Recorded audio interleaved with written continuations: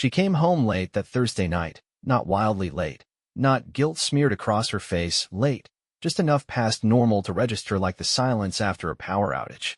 A faint shift. A pause in the rhythm you only notice when you're already tuned in for it.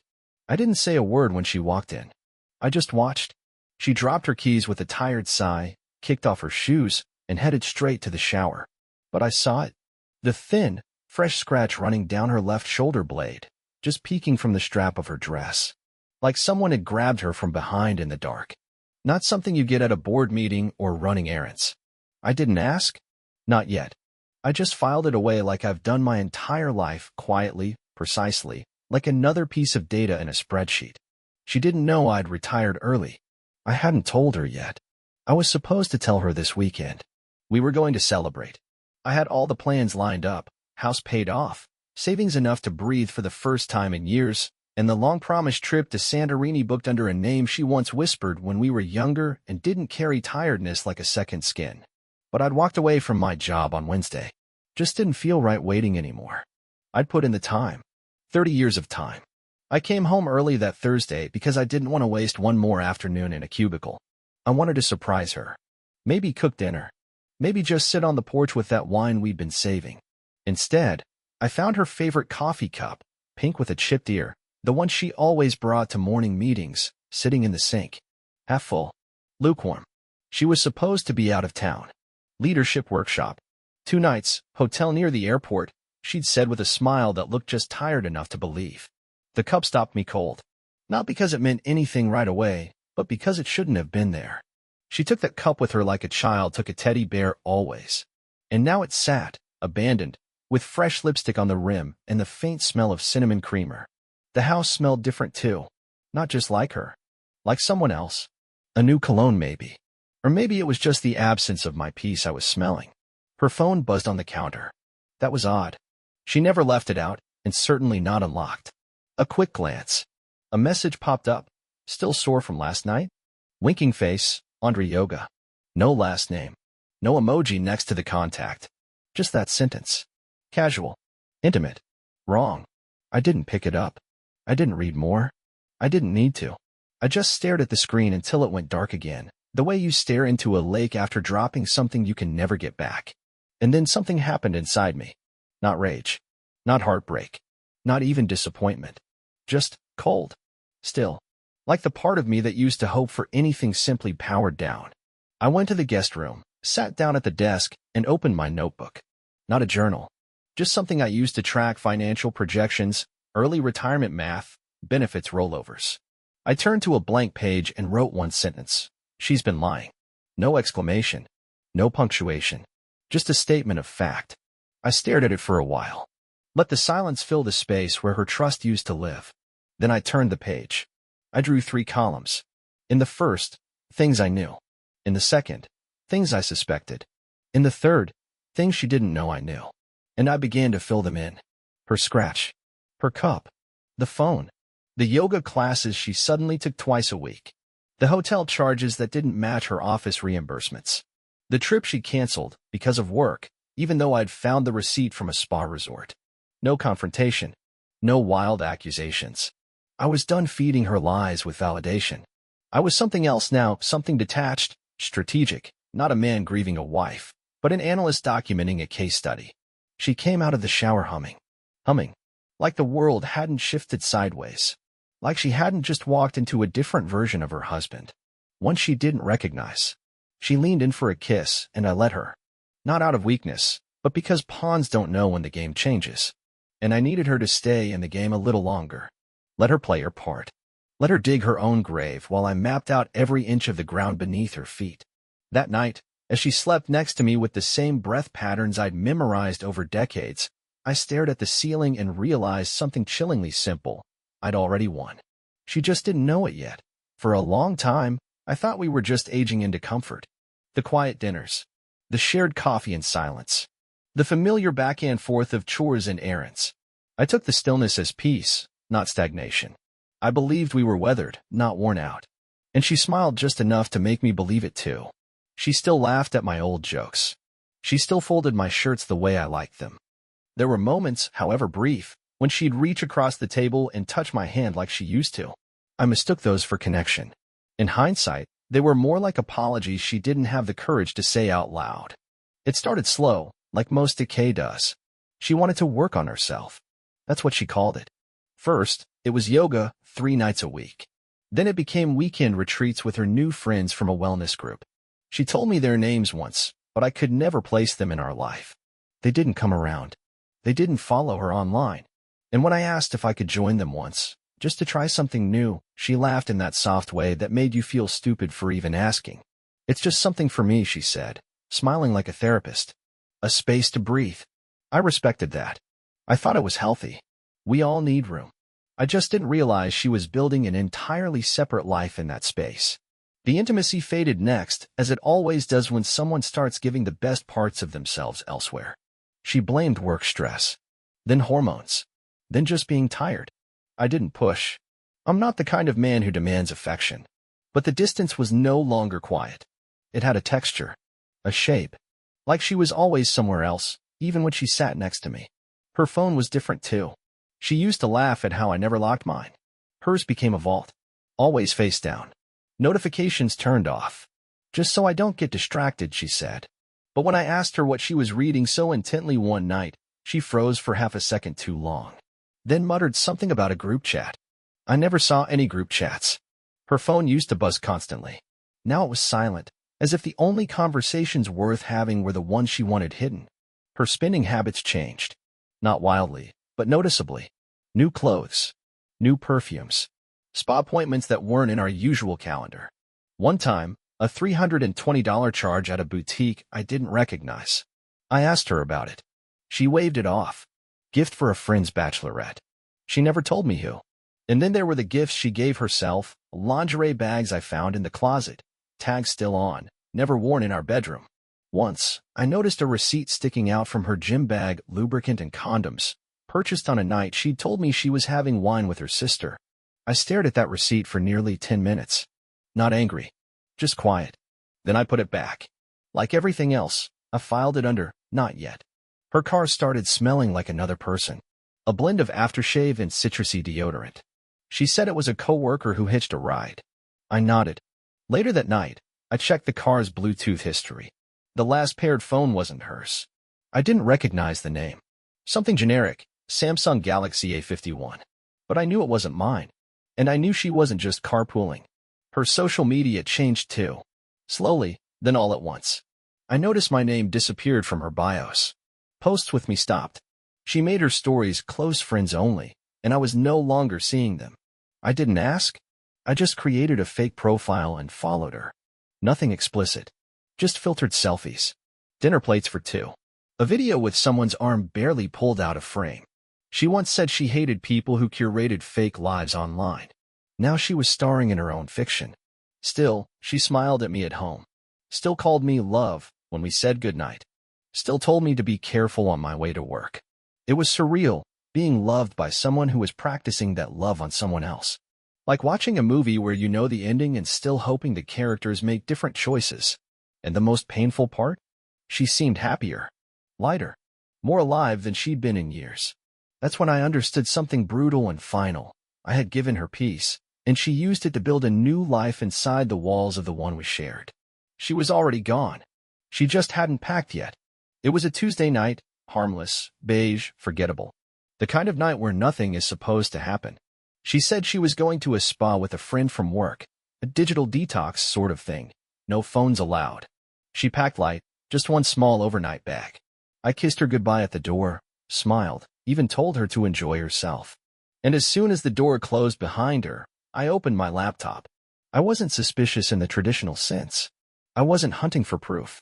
But something inside me had already clicked into a different gear days ago, something precise, silent, methodical. I wasn't trying to catch her. I was trying to understand. I logged into the shared account we used to set up Find My Phone years ago, back when we thought losing a phone was the worst thing that could happen. The icon blinked once, then again, and then it settled 3 miles across town. Not at the spa, not at her friend's apartment, but next to a cheap motel that shared a parking lot with a rundown Chinese takeout place and a vape store. No ambiguity. No, maybe she's just passing by. The phone had been sitting there for 22 minutes. Stationary. I watched it sit still for another 40. Then it moved slightly, just across the parking lot, maybe back to the car. Then stillness again. She was lying. Not vaguely. Not accidentally. With surgical precision. I didn't feel sick. I didn't feel heat rise to my face like they show in movies. What I felt was a cold calm settle into my bones. The kind of calm that makes your heart beat a metronome. I closed the laptop gently. Then I made dinner. Watched half an old movie. Fed the dog. Watered the plants. I didn't message her. I didn't call. I didn't even flinch when she texted 2 hours later. Fell asleep during my massage. So relaxing. Love you, yellow heart. I just stared at the words. That emoji. The love you that had no weight, no roots, just a sentence typed in between skin and lies. I replied, sounds perfect. Sleep well. She came back the next day with glowing skin and a lightness in her step that didn't belong to her anymore. She kissed my cheek like nothing had happened. I kissed her back like everything had changed. The next incident was worse, because it was careless. Because it showed comfort. Arrogance. That night we were watching a movie, something soft and romantic she picked. I wasn't watching the screen. I was watching her reflection in the window. The way she kept checking her phone every few minutes, screen tilted just enough away. Then she smiled. A full smile. You made me blush kind of smile. Not for me. For someone else. Then the phone buzzed again. She got up, walked to the bathroom, closed the door, locked it. 10 minutes passed. No sound. I walked slowly to the hallway, past the bathroom. I stood there and heard her voice. Low. Careful. Sweet. You're so stupid. No. I can't stop thinking about last time. Pause. Giggle. He told me the same thing yesterday. I just said thank you. He has no idea. She was laughing. Laughing as she repeated my words. Something I'd said to her the day before when I told her she looked beautiful in blue. She'd used it again, recycled and repurposed, handed off to someone else like a borrowed line. I felt something deep inside me coil tighter. Not pain. Something older. A silence made of sharp edges. When she came out, she smiled like nothing happened. Her phone was back in her hand. I didn't say a word. I didn't even look at her. I just sipped my drink and waited. Later that night, I checked her messages. She'd changed the names, cleverly. One was Sasha Dentist. Another was Yoga Instructor. But the patterns were clear. Times matched locations. Messages referenced things we never did. And her phone's gallery had been wiped. No recent photos. Not a single one. A digital ghost trail, carefully curated. She thought she was playing chess. But I was already 6 moves ahead. I backed everything up. I printed what needed to be printed. Took photos of the receipts, copied the data. Then I deleted my search history and put everything back the way it was. In the morning, I made her coffee just the way she liked it. She kissed me on the forehead, still sleepy. Told me she loved me. I told her I loved her too. And I meant it, just not in the way she thought. I loved the end of her illusions. I loved how close she was to collapse without even knowing she was standing on the edge. She had no idea the man she betrayed was the same man who now studied her like a map. She had no idea that every move she made, every lie she told, was being cataloged for something far greater than revenge. She thought she was free. She had no idea. I was just getting started. The moment I accepted the truth, everything she did became data. Movements, habits, tone shifts. It was all code waiting to be broken. I stopped asking questions, stopped reacting, stopped giving her any indication that I knew. I smiled more. I agreed more. I gave her all the space she asked for, made her feel unseen in just the right way, because the last thing a liar wants is your attention in the wrong places. I started with the small things. Her office. She claimed to be staying late every Thursday for team alignment meetings. So one Thursday, I ordered lunch to her office under a different name. Just something small. A wrap and iced coffee. I added a note. For my favorite client.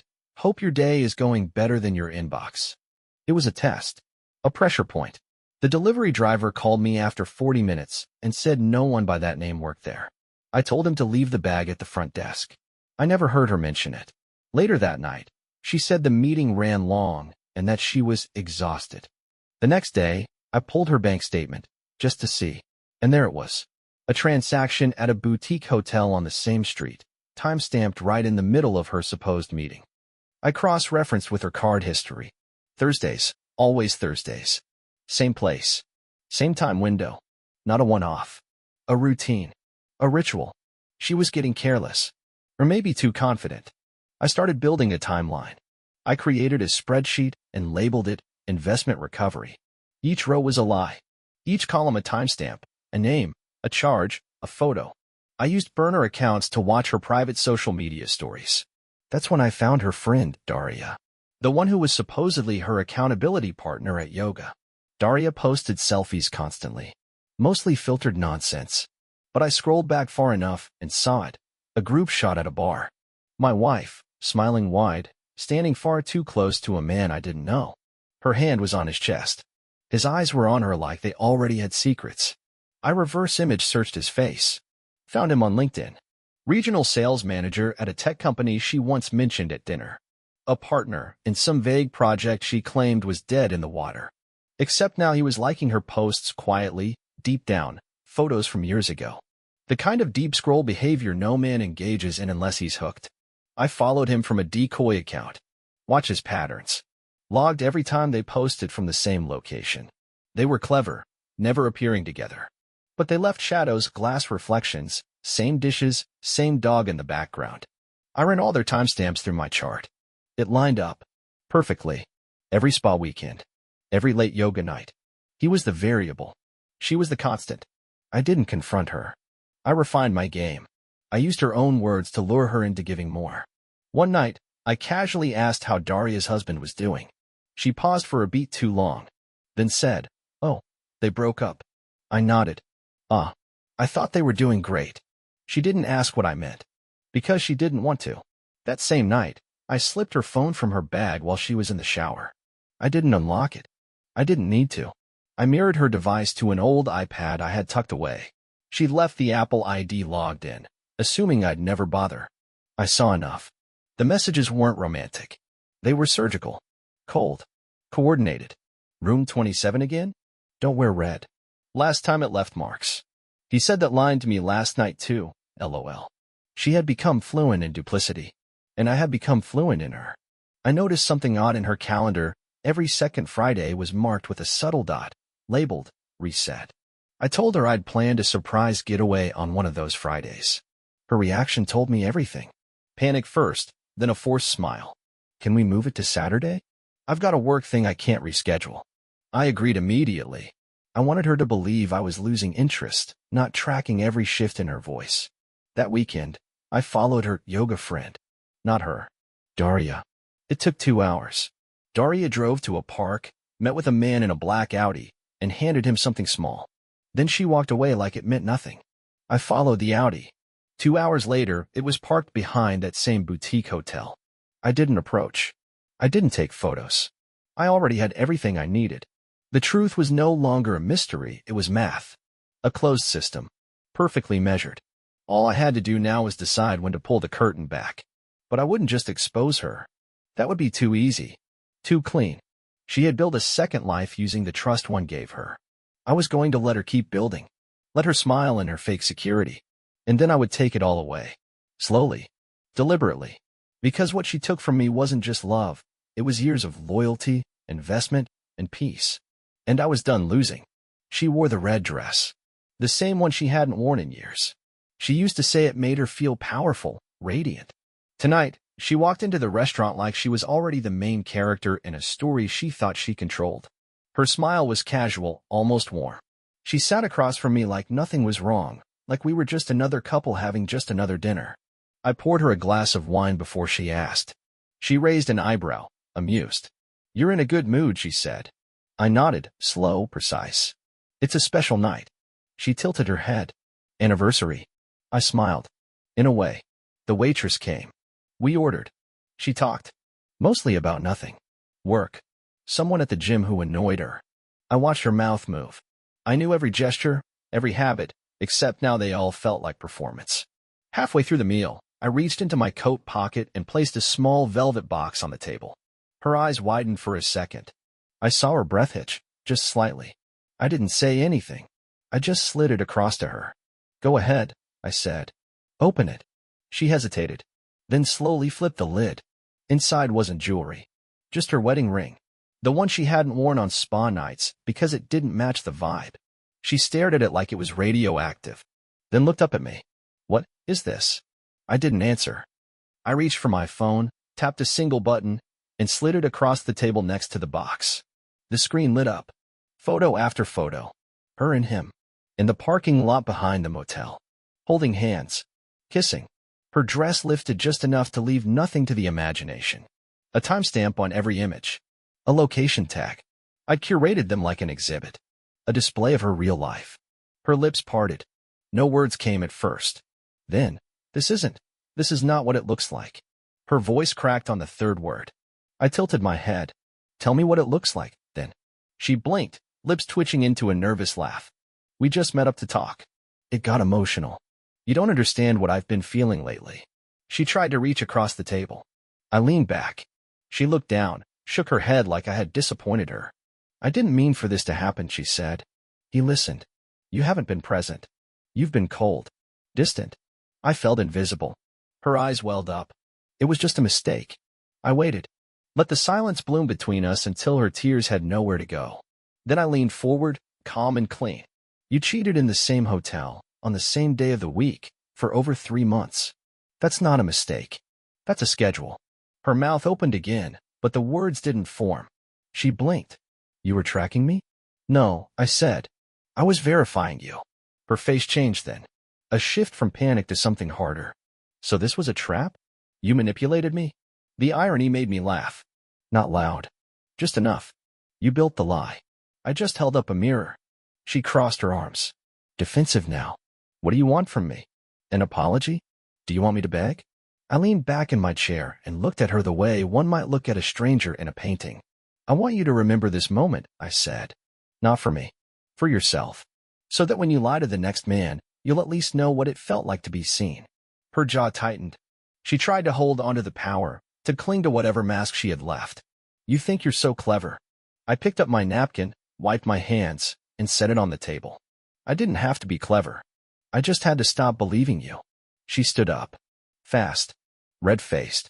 The dress that once looked like confidence now looked like costume. She opened her mouth again, but the waitress appeared with the check. I took it without looking at the total. Paid in full. She stood frozen, waiting for something. A final word. A crack in my voice. Anything. I stood too, slowly, and looked her in the eyes one last time. "You broke something permanent," I said, "but I promise, I won't be the one left picking up the pieces." Then I walked out. Calm. Not victorious. Just free.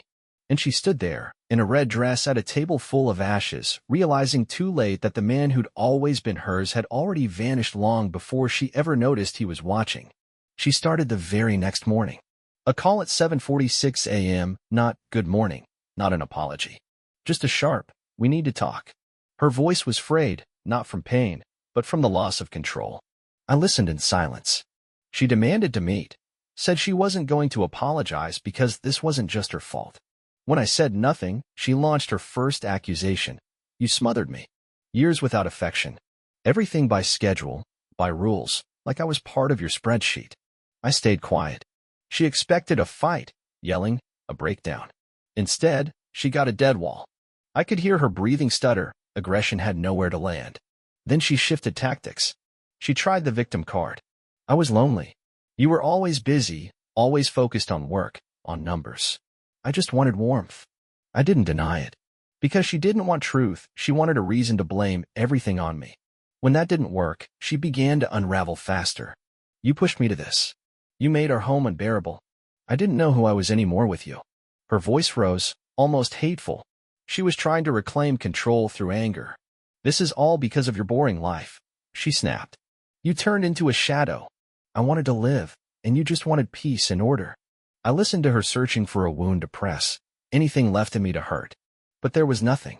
No nerve left to hit. I replied for the first time after several moments, "If you were that unhappy, you could have left." She went silent. That wasn't the response she expected.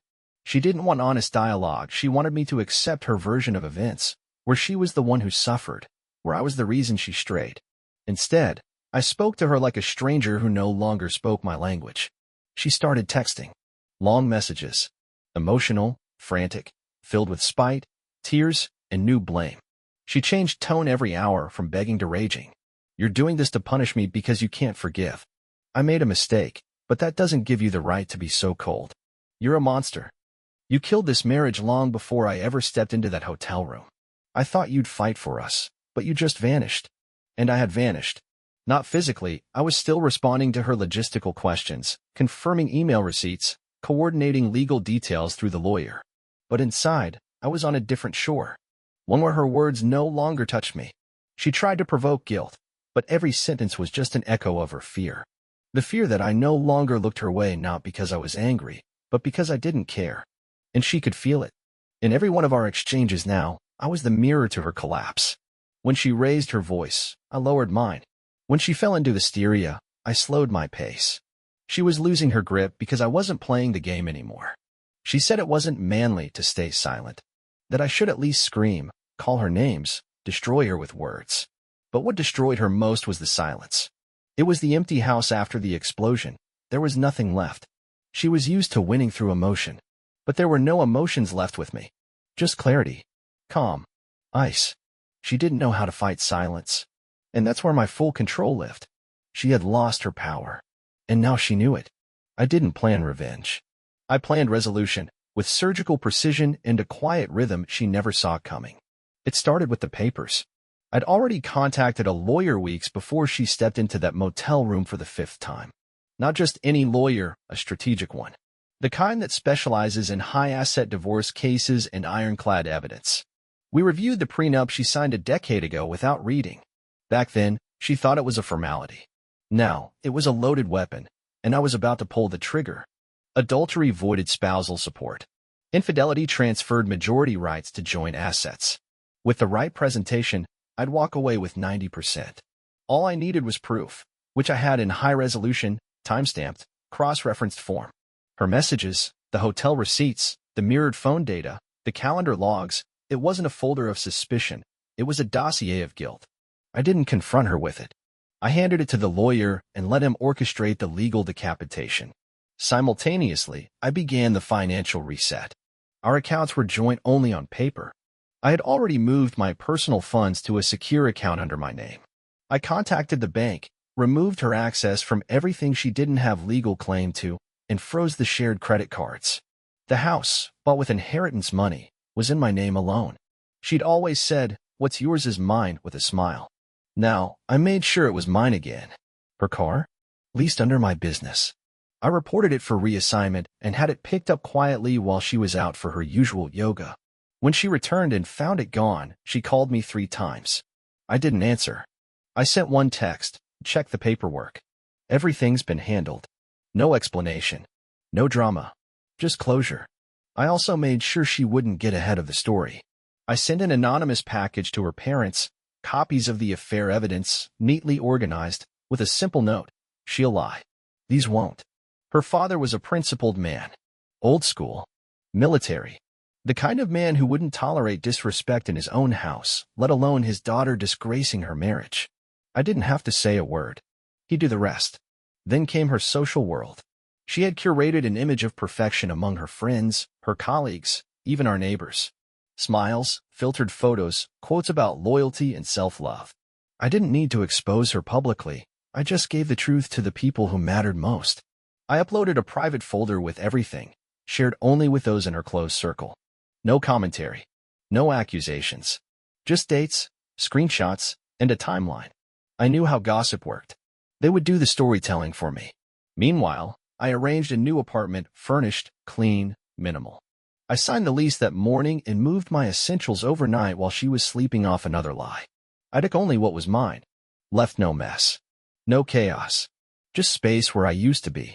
In the kitchen, I left a folder with her copy of the divorce petition, the final bank statement, and a typed letter. No emotion. Just bullet points. What was hers? What wasn't? What I knew. What I'd done. I ended it with one sentence. "You made your choices. I just finalized them." No threats. No demands. She would read it and understand, for the first time, what it meant to be powerless. She had built her escape on illusion, and I dismantled it with truth. No shouting. No revenge sex. No destroyed property. Just the cold architecture of consequence. I didn't care if she cried. I didn't care if she begged. I wanted her to sit in the ruins of the life she broke and realize there was no fire to blame, no villain to point at, only her reflection. And I made sure she would feel it not once, but every time she explained why she had to move back in with her mother. Every time she saw her friends look at her just a little differently. Every time her phone buzzed, and she wondered if it was another person who knew. I wasn't hiding. I wasn't running. I was already gone. The perfect revenge wasn't the damage. It was the silence that followed when she finally understood I'd seen everything, and still chosen to walk away without giving her a single piece of myself to hold on to. She walked into the reunion like she was still the queen of the room. The red dress again. She always went back to it when she needed to feel untouchable. Chin high, smile polished, eyes scanning for admiration. For the first few minutes, she got what she wanted. A few compliments, polite hugs.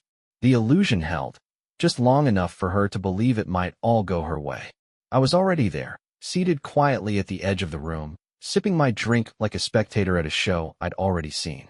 I didn't need to approach her. The room would handle it. And it did. Slowly, beautifully. It started with the long glances. Friends who used to giggle at her stories now just gave tight-lipped smiles. One of the women she once called her soul sister hugged me first, warm, deliberate, and walked past her without a word. She noticed. She tried to play it cool. Then came the questions. So, how are you two holding up after everything? Wait, you're not together anymore. I heard some stuff, is it true? Her smile got thinner with every step. She turned toward me then, her eyes flashing with something between warning and plea. I met her gaze. Calm, unmoving. No sympathy, no fury, just the man she never saw coming. Her face cracked at the edges. She walked toward me, slow and stiff, like someone bracing for impact. What did you do? She whispered, too soft for anyone else to hear. I didn't stand. I just looked up at her, tilted my head slightly, and said, I let the truth speak for itself. Her breath caught. She turned just in time to see my lawyer's assistant walk in and hand a folder to her best friend, who opened it, glanced inside, and looked up at her like she'd just seen something rot. The friend didn't say a word. She just walked out. Another fracture. Then her phone buzzed. She pulled it out, eyes scanning rapidly, and I watched it hit her. Her mother. I knew the tone before she even reacted. One message, maybe two, probably no more than, we received everything. Don't come home tonight. Her fingers trembled. She dropped the phone into her purse too fast, trying to contain herself, keep composure. But the room had turned.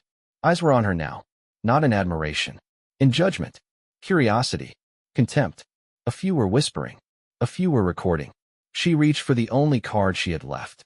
She walked over to where I sat, crouched slightly to bring herself to my level, and in that voice she used to reserve for private apologies, said, We can fix this.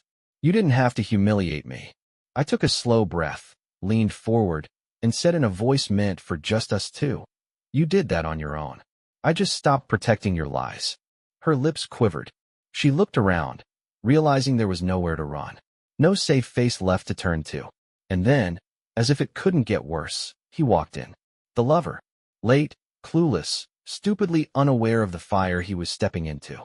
She locked eyes with him, and he paused mid-step. Someone must have told him. Or maybe he saw the folder, the phone, the room. Whatever it was, he turned around and walked back out without saying a word. No drama. No goodbye. Just gone. That broke her. You could see it. Her knees didn't give out, but her expression did. Her body stiffened. Her shoulders rose as if to hold herself together. She turned back toward me, eyes now wild and desperate. I made a mistake, she said out loud. Louder than needed. I was confused. You were never there for me. You shut me out. I tried to talk to you and you replaced me. I said, calm, still seated, still unfazed. And then you lied. Repeatedly. Systematically. With intention. You humiliated me, she snapped, losing the composure she fought so hard to fake. You planned all of this. You're cruel. No, I said, locking eyes with her. I'm done. There's a difference. She looked around once more, this time not for allies, but witnesses. She saw the eyes, the cameras, the silences. She was exposed, naked in reputation, and there was no one left to validate her. She stood there for a second too long, like she still believed she could rewrite the ending if she just said the right line. But the curtain had already closed. I stayed seated, untouched, unbothered. The man who used to give her everything now giving her nothing. That, in the end, was the deepest wound of all. She had lost control, and I hadn't moved an inch. It happened 3 days after the reunion. I wasn't expecting her to show up uninvited, but I should have known better. She had nothing left to lose, and people who have nothing left to lose often try to drag others down with them. I heard the pounding on the door first. Not knocking, pounding. Desperate, sharp, relentless. I opened it slowly, already knowing who stood there. Her hair was a mess, makeup half done like she tried to present herself but broke halfway through the attempt. Behind her stood her father, arms crossed, face stone cold. And next to him, to my surprise, was her so-called best friend, the one she thought would never choose sides. "You think this is over?" she hissed, stepping into the entryway before I could say a word. "You think you can just destroy my life and move on like nothing happened?" I didn't flinch. "You destroyed your own life. I just stopped covering for you." Her father stepped in then, calm but with a voice that could crack walls. "What did you think would happen, Emma? That everyone would keep pretending?" She turned to him, voice rising. "You weren't there. You don't know what he was like. Cold, emotionless, always working." Her friend cut in sharply. "You told me he hit you. You said he cheated. You made me hate him. That hit like a hammer." I turned to her. She didn't deny it. She just stared at the floor like it might open and swallow her. "You lied about that," her father said, voice shaking now. "You told me he was the one tearing this family apart." She finally exploded. "Because I had to.